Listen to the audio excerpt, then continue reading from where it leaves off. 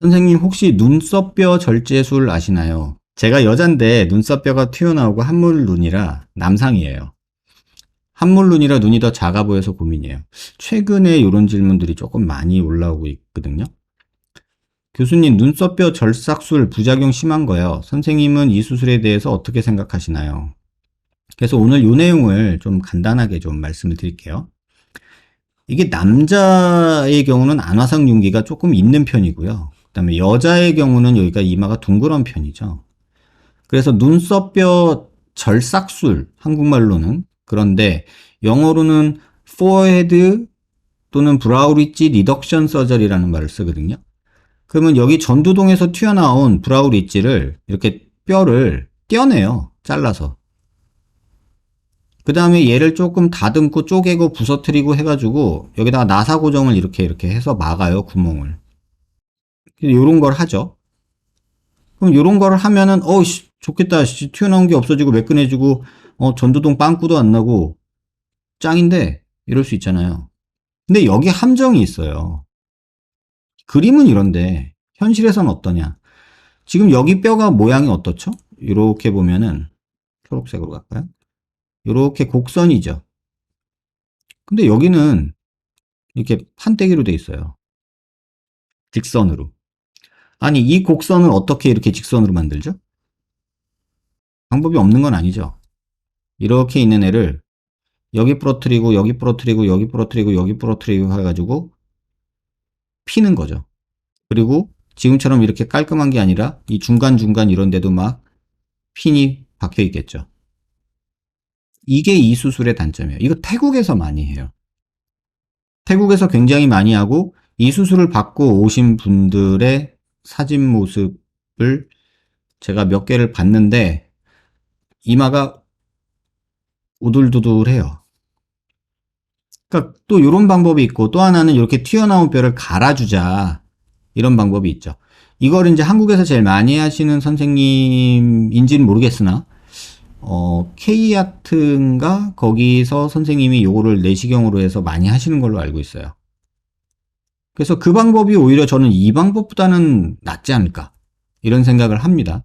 하지만 그 방법은 그 방법 나름의 또 단점이 있어요. 왜냐하면 우리가 전두동 뼈를 보면 이 전두동 뼈 두께가 정해져 있어요. 여기 두께 보시면 지금 이게 자가 한 칸이 1mm거든요. 그러면 대략 이 자를 여기다 갖다 놓는다 치면 한 3mm 두께예요. 이 정도면 이 환자는 굉장히 두꺼운 편이거든요. 근데 대부분의 전두동이 튀어나온 분들의 뼈 두께를 보면은 얇은 데는 1mm도 안 돼요. 그러면 갈아낼 게 없단 말이에요. 갈아낼 게 없는데 갈아내면 빵꾸가 나요. 그래서 전두동을 내시경을 통해서 갈아내는 작업을 한다. 그러면은 요 CT나 엑스레이는 꼭 확인하셔라. 그래서 이 전두동의 뼈 두께를 꼭 확인하셔라. 이걸 확인 안 하고 그냥 갈게 되면 이런 일이 발생을 한다. 갈아냈더니 이렇게 구멍난 부분들이 생기죠. 물론 시간이 지나면 요게 아마 한 근 1년 지난 걸 거예요. 1년 지나면 이렇게 살짝 막히기도 해요. 구멍이 작아졌죠. 근데 이렇게 빵꾸가 난 경우가 종종 있습니다. 그래서 그 방법이 나쁘다. 무슨 뭐 어떤 선생님이 못한다. 이게 아니라 수술 전에 내가 가능한 이만가 내 전두동 뼈 두께가 어느 정도인가 갈아내도 될 정도인가 이걸 확인하시라는 뜻이에요. 그걸 안 하고 무조건 갈아내면은 평평하게 만들 수 있어 라고 생각하시면 오판이고 여기 구멍난 분들 은근히 많습니다, 여러분. 그럼 구멍 나면 어떡하냐?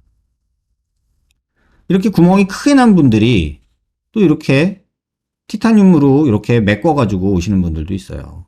이렇게 티타늄으로 메꿔서 여기 구멍을 막아주는 거죠. 근데 또 이런 부분이 또 튀어나와 보이고 요 모양도 또 우둘두둘해요. 그럼 티타늄의 요 오돌도돌한 게 겉에서 이렇게 보이고 만져진단 말이에요. 그러면 또 어떤 짓을 하냐? 그럼 이 티타늄의 오돌도돌한 부분을 가려주려고 여기다가 이제 뭐 뼈로 되는 칼슘 종류의 어떤 그런 치약처럼 짜쓰는 이런 뭐 여러 재료들을 발라요. 그럼 좀 판판하겠죠? 그럼 이렇게 돼요. 그 티타늄 위에다가 이마뼈 다 이제 갈아내고 빵꾸가 나서 티타늄으로 이렇게 가려주고 거기다가 이렇게 발라준 거예요. 칼슘 제제 같은 걸로. 근데 한번 보세요. 이게 피부 음영에서 이렇게 보여요. 요 경계가 불과 1mm 정도밖에 안 되는데, 겉으로는 보여요, 이렇게. 여기 자국 난 거 보이시죠, 여기.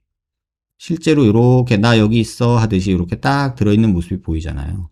그래서 이마 수술할 때는 정말 조심해야 되는 게, 요 단차가 0.